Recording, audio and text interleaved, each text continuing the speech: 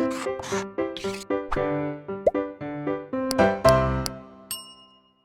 Students, welcome back to Blueprint Digital. आज की इस वीडियो में हम पुष्प के भागों के बारे में अध्ययन करेंगे।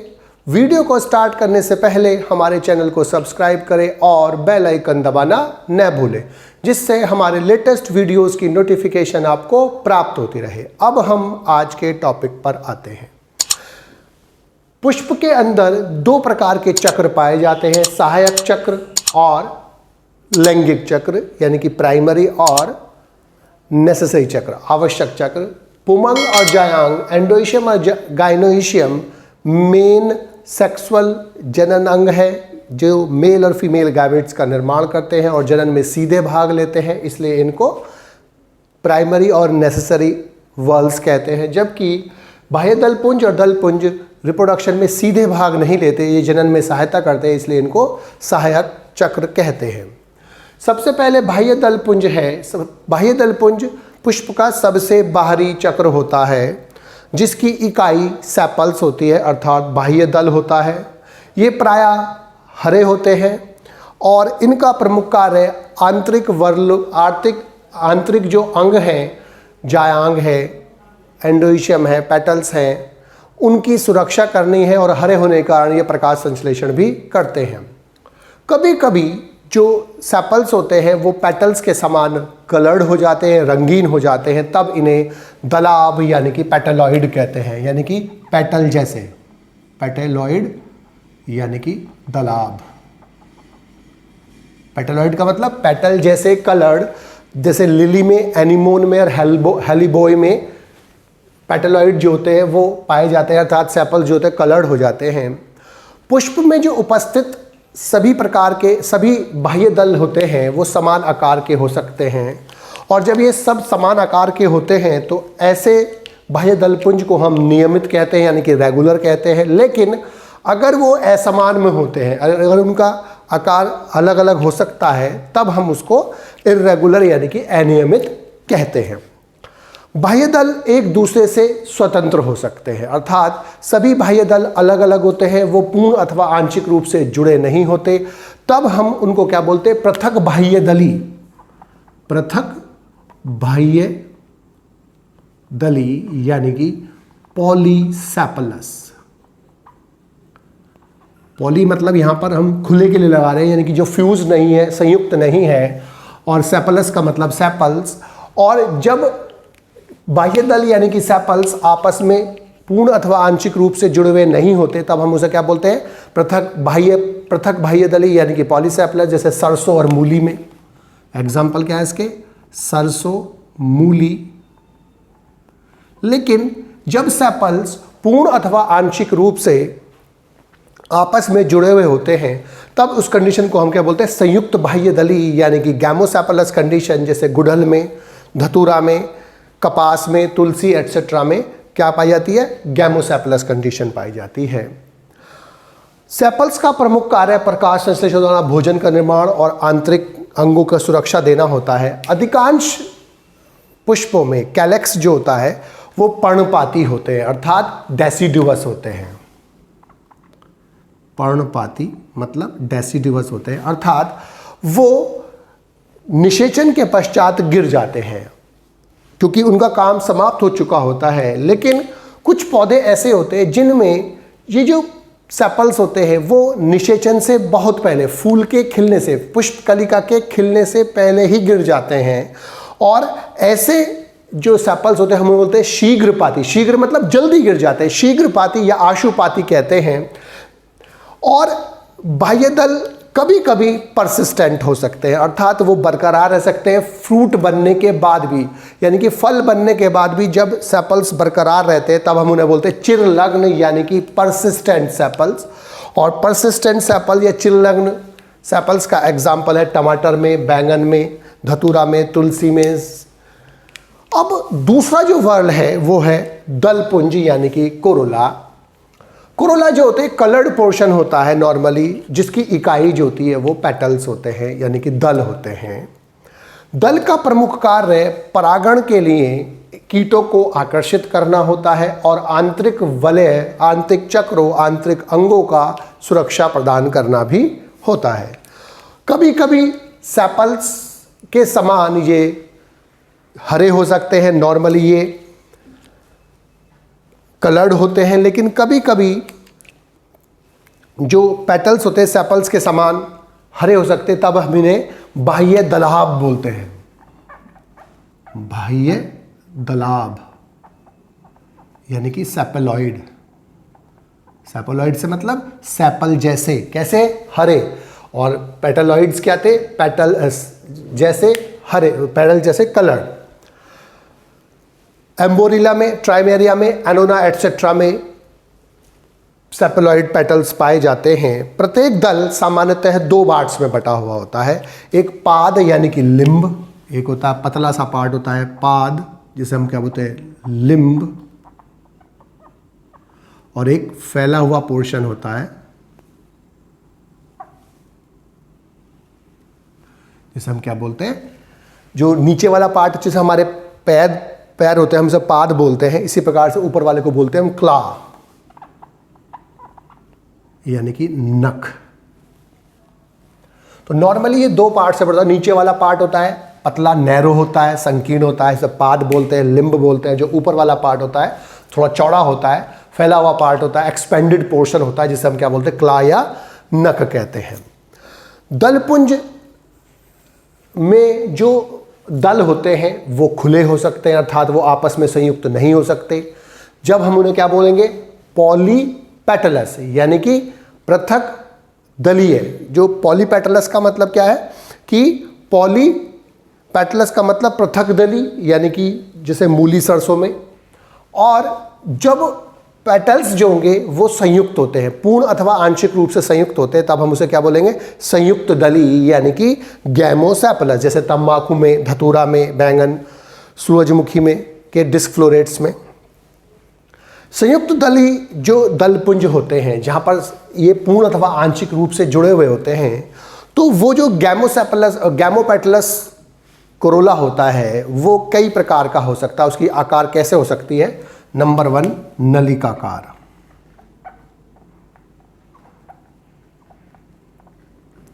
नलिकाकार का मतलब ट्यूबुलर, यानी कि ट्यूब जैसा। दूसरा हो सकता है चक्राकार, यानी कि रोटेट।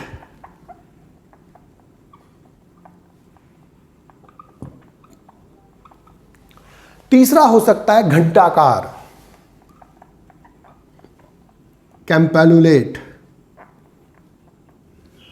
चौथा हो सकता है कीपाकार, यानी कि फनल शेप्ड।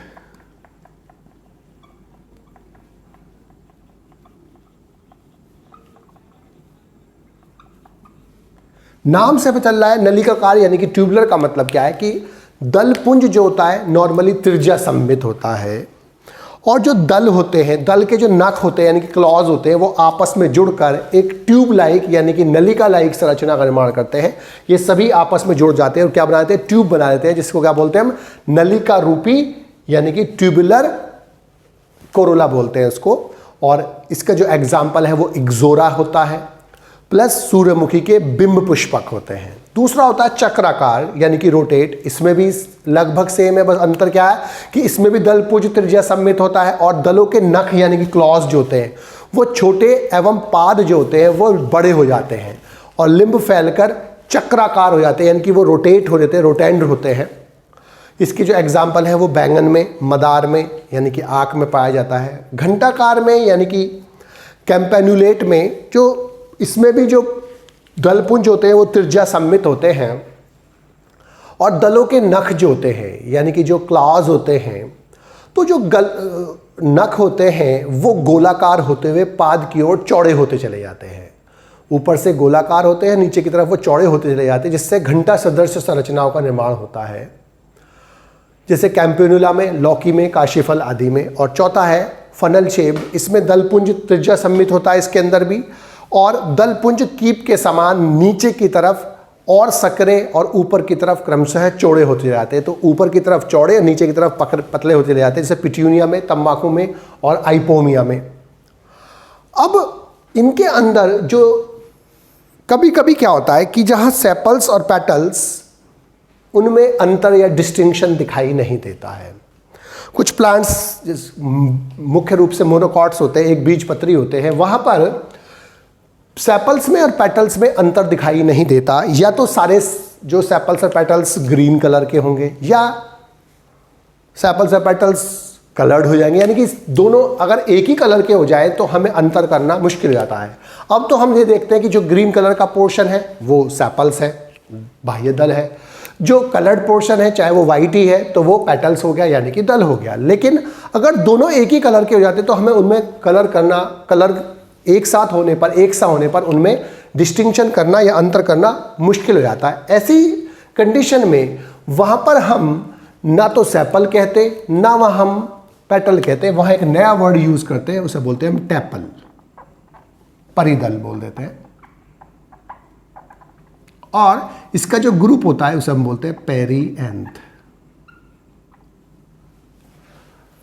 तो जो विन्यास है, विन्यास का मतलब क्या है कि पुष्पीय कलिका में सेपल, पेटल और टैपल्स क्योंकि समान चक्र के, यानी कि सेपल का सेपल के साथ, पेटल का पेटल के साथ, टैपल के साथ टैपल का साथ, समान चक्र के अन्य सदस्यों के सापेक्ष व्यवस्था क्या है, अर्थात एक सेपल या एक पेटल दूसरे सेपल या पेटल के साथ किस प्रकार से व्यवस्थित है, इसको हम बोलते हैं एस्टिवेशन यानी कि विन्यास। तो विन्यास या एस्टिवेशन का मतलब क्या है कि पुष्पीय कलिका में सेपल्स, पेटल्स और टैपल्स का समान चक्र के अन्य सदस्यों के सापेक्ष व्यवस्था क्या कहलाती है, विन्यास कहलाती है, यानी कि एस्टिवेशन कहलाती है। बेसिकली 4 प्रकार का होता है, कोरस्पर्शी यानी कि वेलवेट, विवर्तित यानी कि ट्विस्टेड, कोरछादी यानी कि इम्ब्रिकेट और क्विनक्विंशियन। तो जो कोरस्पर्शी है यानी कि वेलवेट टाइप का जो एस्टिवेशन है, ये कैलोट्रोपिस, सरसों, धतूरा, शरीफा आदि में पाया जाता है। तो इस प्रकार के एस्टिवेशन में, इस प्रकार के विन्यास में जो पेटल्स, सेपल्स और टैपल्स कोई भी हो, हम एक की ही बात करते हैं वहाँ, हम बात कर रहे हैं पेटल्स की, तो वहाँ पर सेपल हो या पेटल हो, तो यहाँ पर सेपल या पेटल कोई भी जो इंडिविजुअल है उसमें जो एक सेपल, एक पेटल, एक टैपल कोई भी जब दूसरों के साथ व्यवस्थित होकर देखा जाता है तो उनमें सेपल्स, पेटल्स या टैपल्स आपस में टच तो कर जाएं, आपस में उनका संपर्क तो हो, लेकिन वो ओवरलेप ना करें, अतिव्याप्त ना करें, अर्थात एक का एक सिरा दूसरे के ऊपर चढ़ा हुआ ना हो, इसे हम अतिव्याप्त बोलते हैं या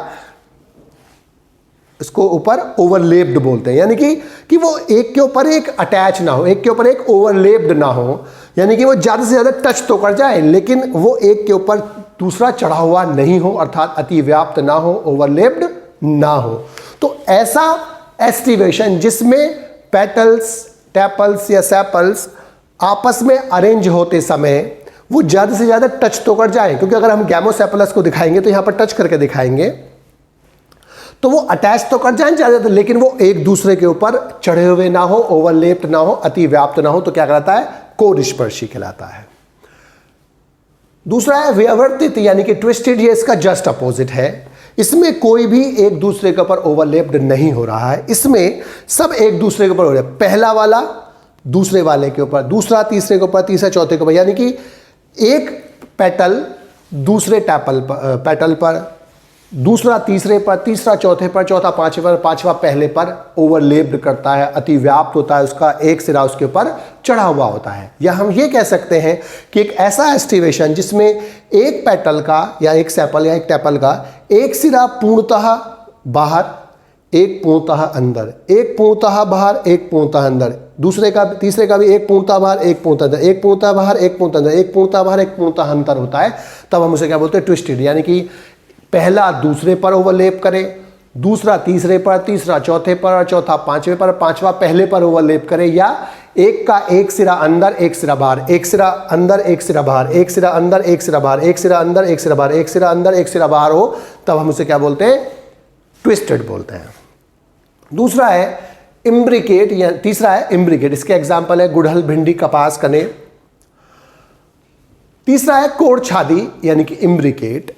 अब इम्ब्रिकेट में क्या होता है, एक पेटल या सेपल कोई भी है वो पूर्णतः बाहर, एक पूर्णतः अंदर, बाकी का एक सिरा अंदर एक सिरा बाहर, एक सिरा अंदर एक सिरा बाहर, एक सिरा अंदर एक सिरा बाहर।